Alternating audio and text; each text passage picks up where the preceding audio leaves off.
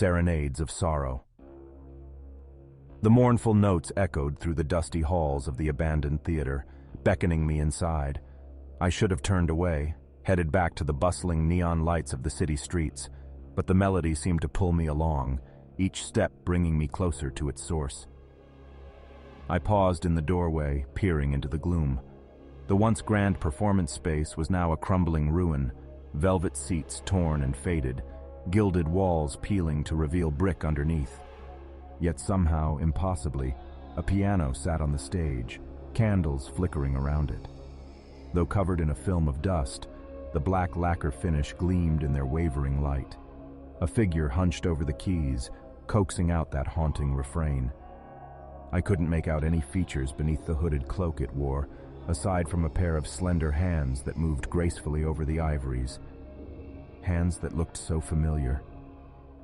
I drifted down the aisle, brushing away cobwebs that clung to my jacket. The melody grew louder, imbued with such sorrow that it brought tears to my eyes. There was something about it that called to me, speaking to my very soul. The cloaked figure raised its head at my approach, hands stilling on the keys. Beneath the hood, I caught the gleam of dark eyes that mirrored the surprise in my own. Victor. The voice that whispered my name was soft, melodic, and achingly familiar. "You've come. I knew you would." My heart thudded against my ribs as she reached up and lowered her hood. The face that gazed back at me was one I had only seen in my dreams, in flickers of memory from another lifetime. "Eliza," I breathed. She gave me a sad smile. "We meet again, my love." I sank down to perch on the edge of the piano bench beside her, reaching out to touch her pale cheek. She was real, solid flesh, not some phantom. "Is it really you?" I asked. She leaned into my touch. "It's me. I've been waiting for you. Our love drew you back." "Back?" I echoed in confusion. Eliza's dark eyes bored into mine intently. We were together once before, our lives intertwined though we came from different worlds. You, an aspiring musician, and I, a singer. Her gaze took on a faraway look. We'd meet at a jazz club downtown, drawn together by our shared love of music.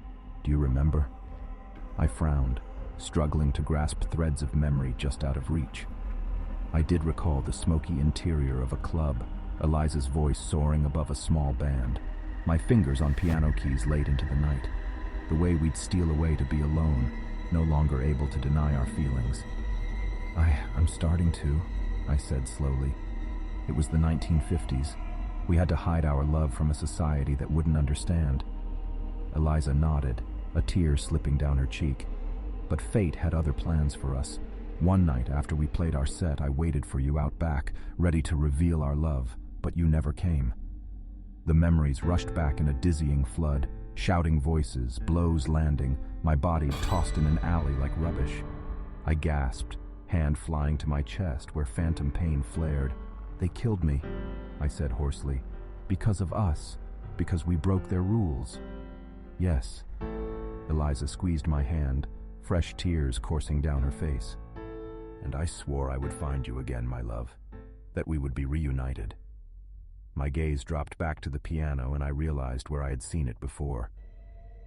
"This belonged to you, I recognize it now." I reverently brushed my fingers over the aged keys. "I kept it all these years, waiting for the day your spirit would return to me," Eliza said. "It holds our story, our melody." She began to play again, the sorrowful notes pulling at my fragmented memories.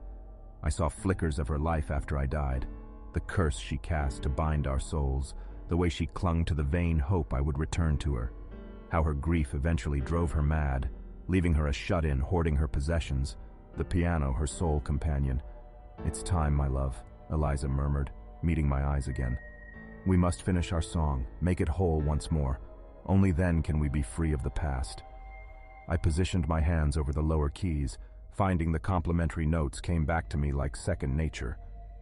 Eliza started the melody again, hope shining in her eyes now. This was the unfinished song from our past, the one cut short by tragedy.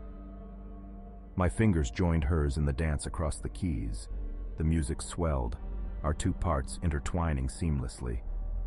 Bittersweet joy washed over me as we played, the remnants of our tormented past fading away. The final notes rang out in tandem, reverberating through the ruined theater. Eliza let out a blissful sigh, the years seeming to fall away from her face. "It is done," she whispered. "We're free." I pulled her into an embrace as a brilliant light bloomed around us, warm and welcoming, our spirits entwined at last as we stepped into it together, leaving behind the burdens of our past. The piano remained, our melodies still echoing faintly through its strings. Though tinged with sorrow, our love song was complete.